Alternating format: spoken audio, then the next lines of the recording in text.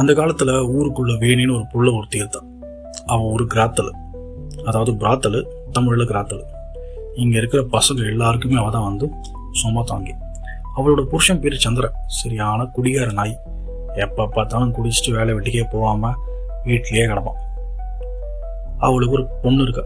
அவளோட பேர் கல்யாணி. சரி, இப்போ 3 பேர் சாப்பிட்டாகணுமே.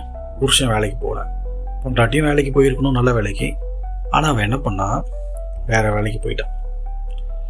கல்யாணி ஒரு கட்டத்தில் நல்லா நெகுன்னு வளர்ந்து நின்னான்.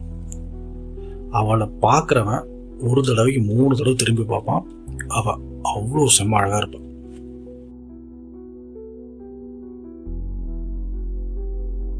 பிள்ளைய ஊருக்கண்ணுக்கு தப்பி பொத்தி பொத்தி வளர்த்து வந்தா வேணி. அப்படிதான் ஒரு நாள் ராத்திரி கல்யாணி தூங்கினதுக்கப்புறம் வேணி என்ன பண்ணா, வீட்டிலேருந்து வெளியில் போயிட்டு அவங்களோட ஒர்க்கெல்லாம் முடிச்சுட்டு காட்டுக்குள்ளே போய் மறுபடியும் ஒரு 3 பேர் வந்து போனதுக்கப்புறமா ரொம்பவே டயர்டாக வீட்டுக்கு வந்துட்டு இருந்தான். அப்போ அங்கே ஒருத்தன் அவளை வழி மறிச்சு நின்னான். அவனோட பேர் அஞ்சப்பன். அவனுக்கு என்ன அர்ஜென்ட்டோ தெரியல, அவளை வீட்டுக்கு போகிற வழியிலே படுக்க சொல்லிட்டான். வேணிக்கு இவனை சமாளிக்க முடியல.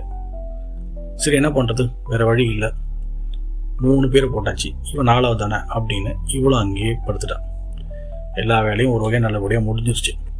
முடிஞ்சிட்டு எழுந்து பார்த்தா அவளோட மக கல்யாணி எதிர்த்தாப்புல எல்லாத்தையும் பார்த்துட்டான். ஐயையோ, அது மட்டும் இல்லாமல்